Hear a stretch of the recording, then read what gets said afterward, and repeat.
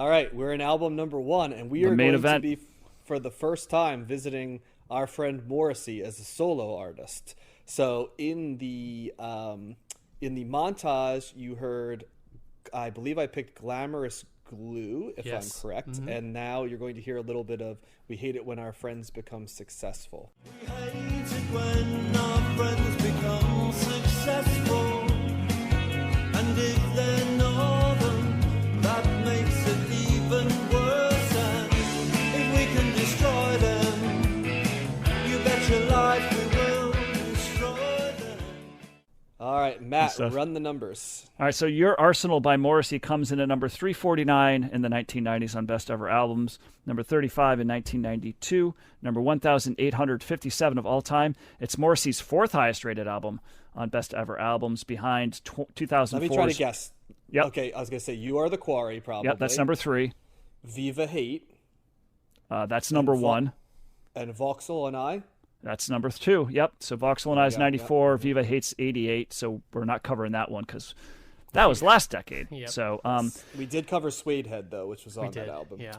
okay. And Your Arsenal did not make Rolling Stone's list, and Morrissey is ranked as the number 282nd highest overall artist on Best Ever Albums.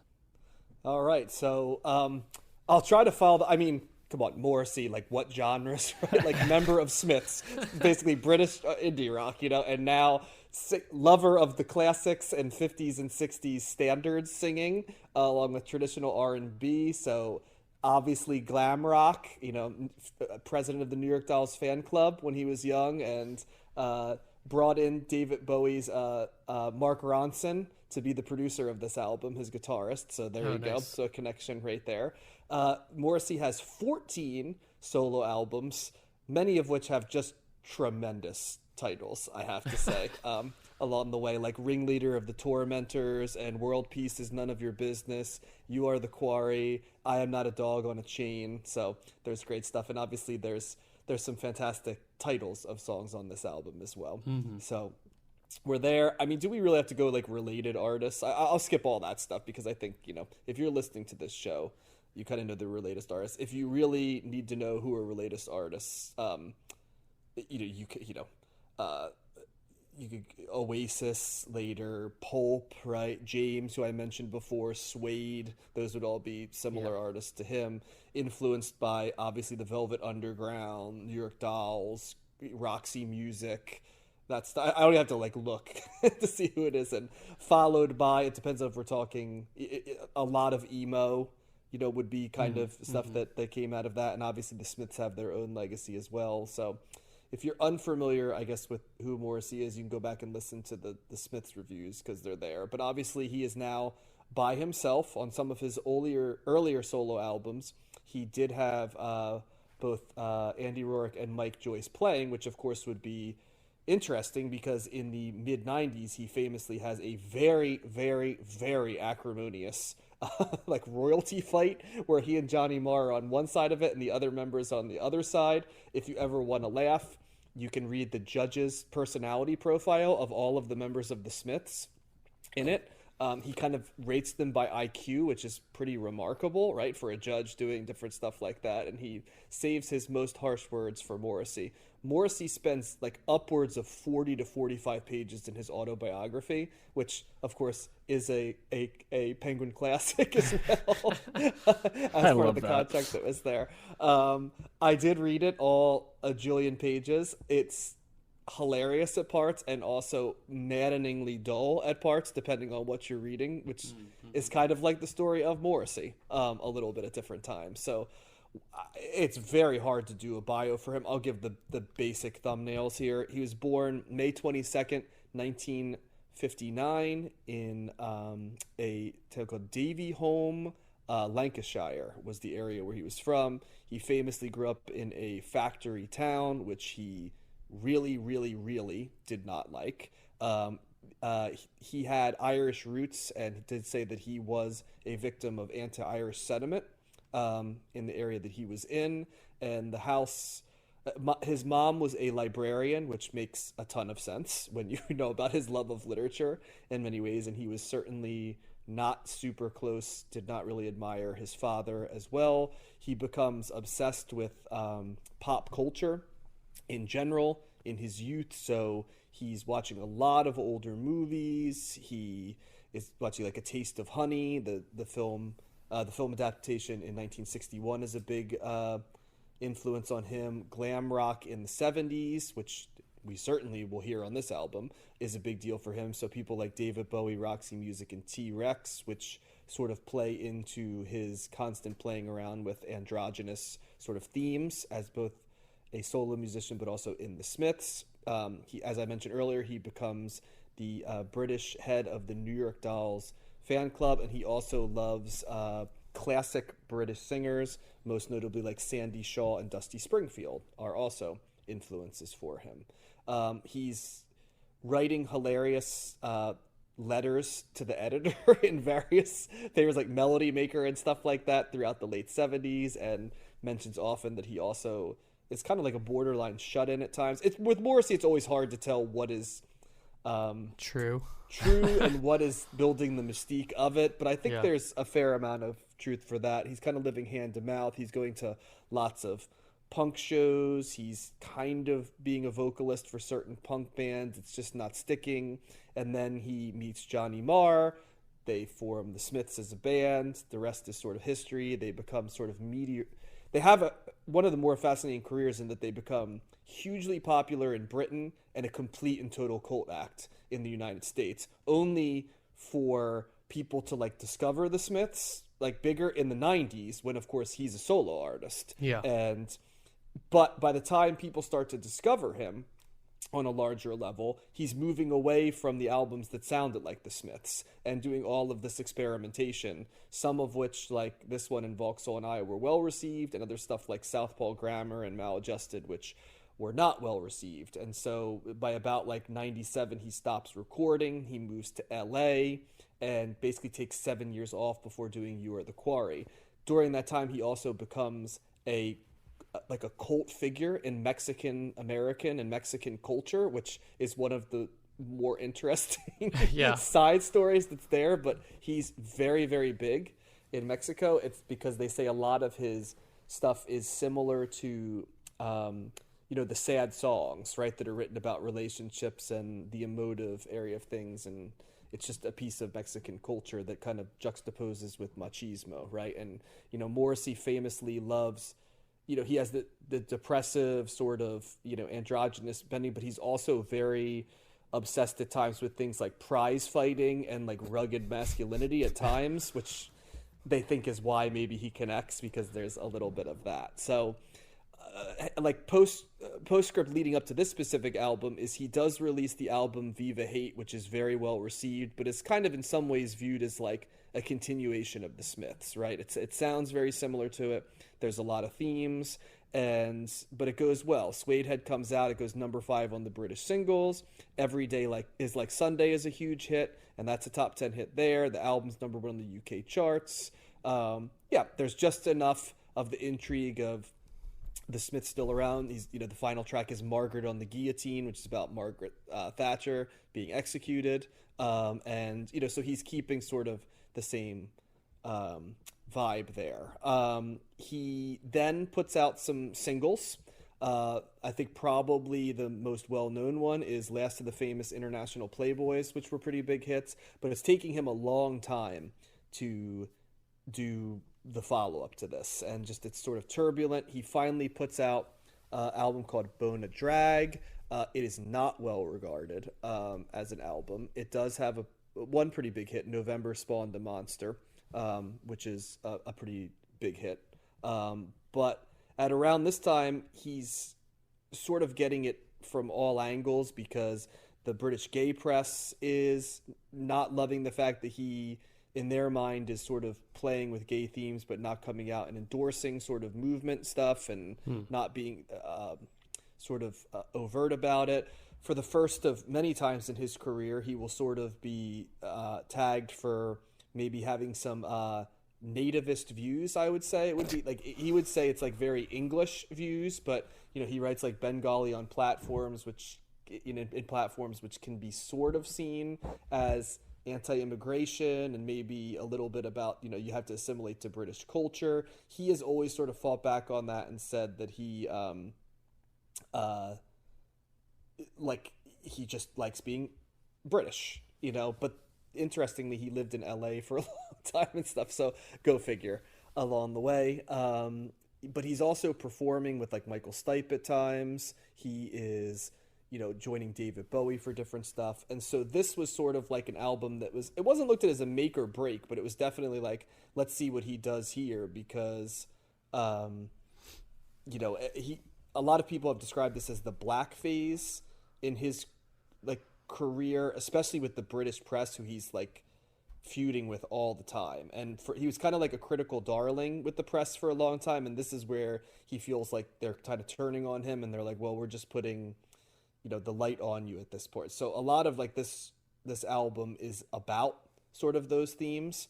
As I mentioned before, Mick Ronson, I think I said Mark Ronson earlier. I misspoke. Obviously, Mark Ronson is also an artist, but my brain was off there. This is Mick Ronson, David Bowie's guitarist. And Morrissey was super pumped about this because he's a huge David Bowie fan. The idea of Morrissey being super pumped is hilarious, I think, in some ways. But this is an album that's about American culture. But it's about American culture as not a good force. And he wants to talk about like British culture as being something that needs to be held up against American culture. So that is a theme of this album, sort of in general. And it is a return to form for him. It was well regarded critically. It earned him a Grammy nomination for Best Alternative Music Album. And it got to number 4 on the UK Albums Chart. And yeah, even people as sort of challenging as like Robert Christgau said that he thought it was his best solo album. So there you go. I could keep going. There's so much more with Morrissey. I'll try to weave it in on my take, but that's a little bit of the subtext leading up to this. I know this one. I'm familiar with this album. I'm going to guess that both you guys are not as familiar with this, so I'm really curious to hear your thoughts. What do you think? Yeah, I'll go first. I really like this album. I don't know why I never, as much as I like the Smiths, I don't know why I never really continued to explore kind of Morrissey's solo work. I enjoyed Suede Head when we listened to that song, but this album is, in my mind, a continuation, not necessarily of the Smiths sounds, but of what makes Morrissey special in my mind, or at least unique. He takes... I don't know. It's hard to say, but he takes these sounds, these, kind of rock sound. They are so familiar, yet he makes them his own. It's kind of hard to say why, but it's just a great kind of rock sound that feels classic in some way, but also contemporary to when he's making the album. It's kind of retro, I guess you could put it as well, and. No one can turn a phrase quite like Morrissey, if not in his song titles, but also in his lyrics. I really enjoy his sense of humor, coupled with this classic sound. The first track, You're Gonna Need Someone on Your Side, has like the surf rock sound, and then it kind of continues on throughout the album with those types of classic like American sound. So I guess he's like taking American rock music and kind of making it British in some ways. He's juxtaposing it. Yeah, is the whole theme of it. Yeah. Yeah. So I guess I like that contrast that he's doing with that. And then, with a title like The National Front Disco, which is like the 4th track, I mean, that just gets me smirking, especially since we're talking about Rage later and their leftist politics and the You're the One for Me, Morrissey's Fatty. politics are very interesting. They're like all over he's hard to categorize. It's kind of like whatever you want to not like, he can be, depending on your moment. Yeah, that's a whole other conversation you could have, or deep dive. I'm sure people have written about it, but I thought this album was strong, really strong overall. I enjoyed listening to it. It just brought me like feel good vibes, contrasted with like, when you pay attention to the lyrics, I guess I gravitate to Morrissey's lyrics more than other artists, just because I know his talent for them, and this album was no exception for that. We Hate It When Our Friends Become Successful. That is hilarious lyrics as well as a funny song title. But yeah, this is I might go back and listen to Viva Hate because I really like this. So I'm interested to see. He has a lot of solo work and I don't really know any of it. So I'm interested to see kind of what the trajectory is and what else. How different, you pointed out some of his other albums are maybe more experimental. So I'm curious as to what those are going to be like as well. But thumbs up for me on this one. Yeah, this was a new listen for me, so you're right about that, John. And I know some of Morrissey's solo stuff, like a single here. I did know Suede Head, even though I wasn't on that podcast with you guys, and I do really like that song. And I'm still, the lyrics I was picking up here and there for sure. Certainly the song titles were got a couple of chuckles out of me, and I was picking up things here and there. But I listened to this album probably 3 times, and I was never like intently. The way that I need to really focus on lyrics is to sit down consciously and not just listen to them, but also to read them, because sometimes it's hard to make out exactly what's being said. I don't know if you need to know the lyrics. It's more like when you know them, you'll, as Josh said, chuckle or just have a little bit more. And I know that going into a Morrissey album, or a Smiths album, I know that this is it's not just... I know that I would appreciate and laugh and get a kick out of what he's doing, but again, it's not my default. So most of my comments will be about the music, as they usually are. So I want to give props to. Looks like his main songwriter here is Alan White, who seems like he's the guy that has written with him for a while. Mark Nevin, right? Guitarist too. Yeah, Morrissey always has good fucking guitarists in his. Yeah, so that's kind of why I was like initially, I don't know what Morrissey's going to be like, because obviously Johnny Marr did the majority of the music with the Smiths, and I like their music because of Johnny Marr. And I gotta say, I like what Alan White's doing on most of this album. I think there's a good variety here musically, right? Yeah. I was a little I actually think the first 2 songs with the surf rock and kind of the You're Gonna Need Someone on Your Side and more of the straight up blues rock of Glamorous Glue, while I did like those songs, I was kind of like, they're okay, right? I wasn't musically taken in by those songs, but I thought as the album progressed, I was feeling more into it. I liked We'll Let You Know. That had a cool acoustic kind of thing going on, where there's a section, it's actually I forget, I don't know how long it is, but there's a section towards the end where you think it's just going to be all instrumental, and then they finally bring the vocals back in. But there's some interesting studio techniques that are being done there, effects that kind of make that song interesting. And then he goes a little bit more straight ahead pop with the National Front Disco, which an upbeat, catchy song that I really liked. And then Certain People I Know has got a country vibe to it. It's this really jaunty,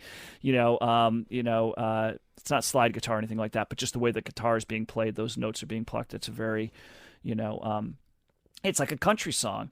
And then the Certain People I Know, or I'm sorry, We Hate It When Our Friends Become Successful, and You're the One for Me, Fatty. Those are made me laugh and upbeat, and it finishes out really well too, with a couple of slower ballads, and then Tomorrow I think is a great way to end it. I love the bass line in that. That was a song that I really connected with. So yeah, musically I was as the album progressed, I found myself liking it more and more.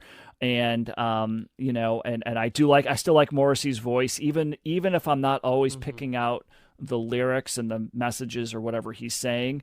There's just something unique. There's definitely something unique about his voice. So he's got a distinct voice, but it's kind of just just because his personality to an extent, it's just the way he emotes and stuff. I can laugh just by listening to his voice, if that makes sense, right? It's not even, it's just Morrissey being dramatic, Morrissey, but also tongue in cheek, and it just melds in well with the music. So he did a good job picking a songwriter that is able to really be put to music in a very consistent way, right? And also, but giving you variety as well that the Smiths were able to do. So I credit to him as well. But yeah, thumbs up for me. And I probably should know more Morrissey stuff. I'm sure that more of his stuff that I if I would listen to it, I would like, particularly if this is the guy writing the music, which it seems like he was. I think it looks like here it's saying he was his main songwriter between 91 and 2007. So certainly he's a critical part of the Morrissey sound. And I enjoyed it. Thumbs up. It's and it's maybe not as much as the Smiths overall, but still very a very good listening experience. So yeah, thumbs up.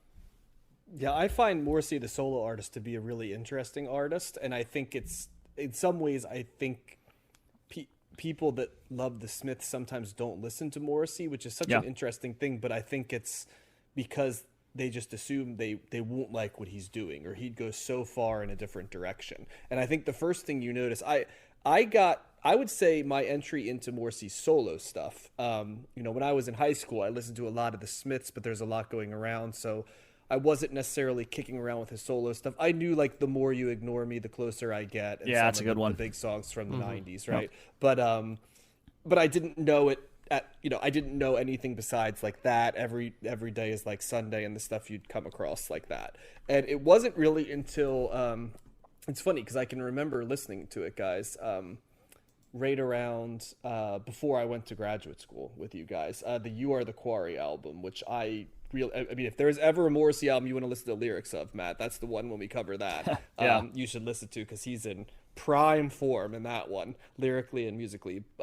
But I really enjoyed that album, got the next albums he released, and then went backwards. Quickly realized, Viva Hate was like the Lost Smiths album.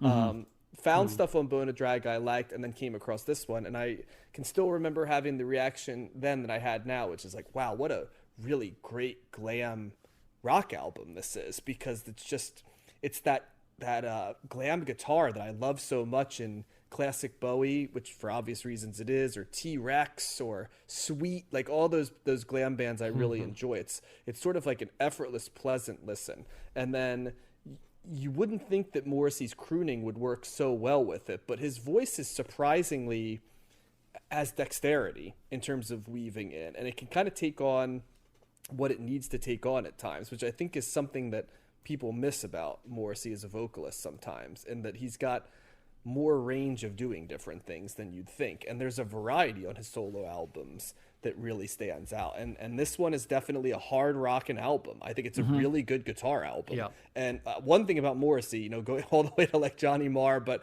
in his solo career too, he always has great guitarists around him, like whether it be like Alan White on this one, or his current guitarist. If you see live performances of his solo artist, the first thing that's going to pop out to you is like, wow, he always has good guitarists around. He's kind of like Ozzy. Ozzy's another guy who just always has great guitarists around him at all times. He's just got like a gift for finding all of these people, and I think Morrissey sort of knows, as much as he talks about loving the standards and how boring the conventions of rock are and stuff. There's a lot of songs about all of that here. This whole album, I didn't have to read about it lyrically, is about like how Britain is rotting away and America is taking over for it. And he's not even like necessarily angry about it. He's more angry at the British for like kind of being lazy in his mind and not pushing it forward and being too